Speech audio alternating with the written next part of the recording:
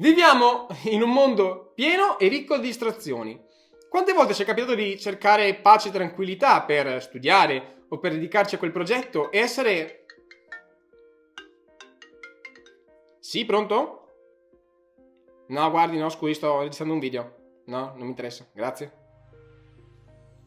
Dicevo, quante volte ci è capitato di cercare pace e tranquillità e poi essere interrotti? Oh, guarda, Jacopo ha risposto a un mio commento. Ok, basta.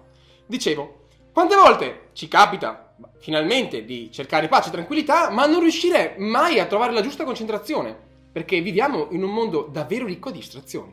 Come possiamo quindi incrementare la nostra soglia di attenzione per dedicarci maggiormente ai nostri progetti se siamo sempre costantemente distratti? Ebbene, ne ho letti tantissimi di libri di motivazione o che ci spiegano come gestire il nostro tempo, ma tra le tante teorie fuffa che ho individuato c'è stato un libro in particolare che davvero mi ha aiutato tantissimo. Il libro è di Chris Bailey, link in descrizione se volete acquistarlo. Vi dico già che all'interno di questo video non riusciremo a vedere tutti i concetti che l'autore nel libro riesce a sviscerare, perché sono davvero tantissimi. Già dal titolo avrete capito che l'argomento di oggi è l'hyperfocus, quindi cercare quel focus superiore.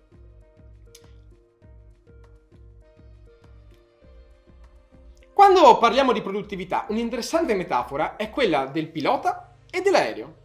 Il ruolo del pilota è quello di settare la giusta traiettoria su cui l'aereo dovrà volare, mentre il ruolo dell'aereo è quello di seguire le indicazioni senza porsi troppe domande sul luogo che è stato prescelto e il tempo in cui ci si dovrà arrivare. Questa metafora ci permette facilmente di capire che la maggior parte del nostro tempo la passiamo come degli aerei, ma a volte è anche giusto così. Provate a pensare ad esempio a quando guidate. Mettiamo il cambio, acceleratore, freno, mettiamo le frecce, ovviamente per chi le mette, oppure ci sono altre fasi della nostra vita in cui siamo dei piloti, abbiamo ben chiaro dove vogliamo arrivare e come soprattutto vogliamo farlo. Il ruolo poi del pilota è fondamentale perché è quello che viviamo a volte magari quando scheduliamo i nostri appuntamenti, decidiamo che cosa dobbiamo fare durante la nostra giornata. Ma vi è un terzo ruolo altrettanto importante che purtroppo viviamo molto raramente. È quello dell'ingegnere. Il ruolo dell'ingegnere è quello di sviluppare nuove tecnologie, controllare le performance del veicolo e controllare che tutto sia fatto a regola d'arte.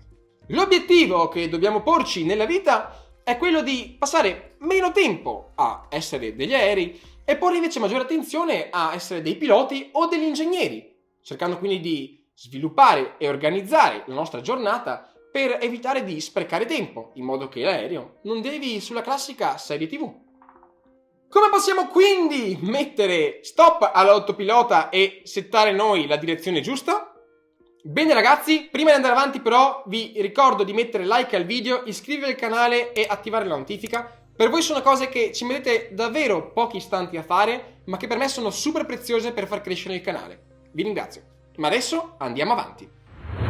Dobbiamo però ricordarci che la nostra mente non può fare cose infinite. Il multitasking a volte non fa così tanto bene. Dovremo focalizzarci al massimo su due cose. Nel caso si parli di maschi, ovviamente massimo una.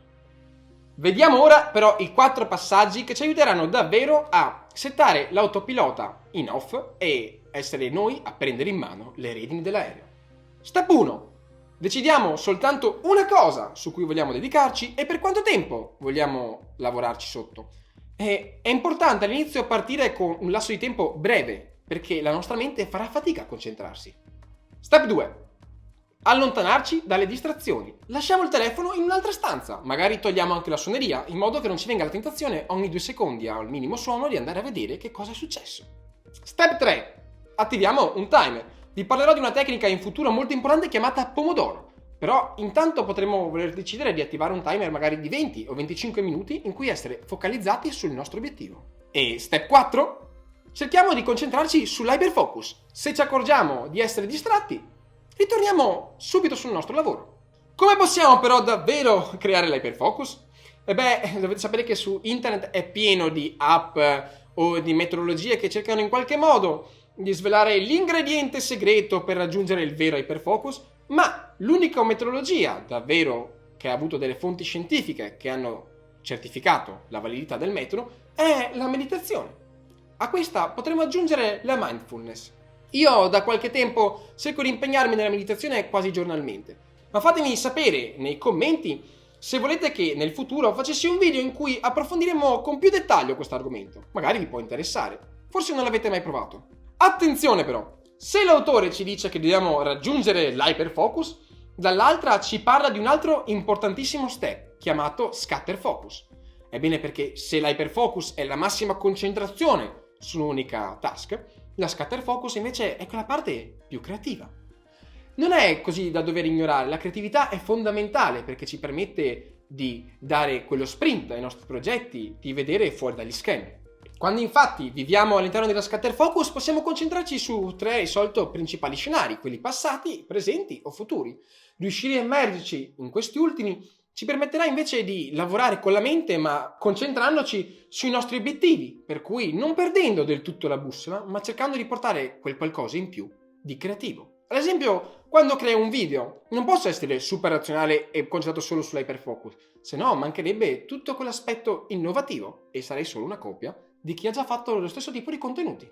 Per la prima volta in un libro di produttività, l'autore però ci parla di un capitolo davvero interessante che non possiamo assolutamente ignorare, perché nessun altro ne parla, ma è fondamentale. Dobbiamo ricaricare. Sì, perché molte volte si dice che dobbiamo lavorare tot mila ore al giorno, dobbiamo stare sempre concentrati, non dobbiamo mai staccare un secondo. Ebbene, però la nostra testa ha un limite. Non siamo delle macchine su via. Ricaricare è importante e dobbiamo ricordarci che ogni ora che sottrarremo a una buona notte di sonno per lavorare a un progetto saranno ore di concentrazione tolte invece al giorno dopo. Infine, l'autore ci consiglia di suddividere tutte le nostre attività in 4 principali quadranti. Beh, sono molto simili a quelle che vi ho già presentato in un altro libro, in cui vi ho presentato la matrice di Eisenhower. Vi lascio qui il link per andare a recuperarvi il contenuto. Bene ragazzi, siamo arrivati alla fine di questo video. Vi ricordo inoltre di mettere like, commentare facendomi sapere che altri tipi di contenuti potrebbe piacervi vedere in un futuro, magari quello della meditazione. Ricordatevi infine di iscrivervi, attivare la campanella e noi ci vediamo in un prossimo video.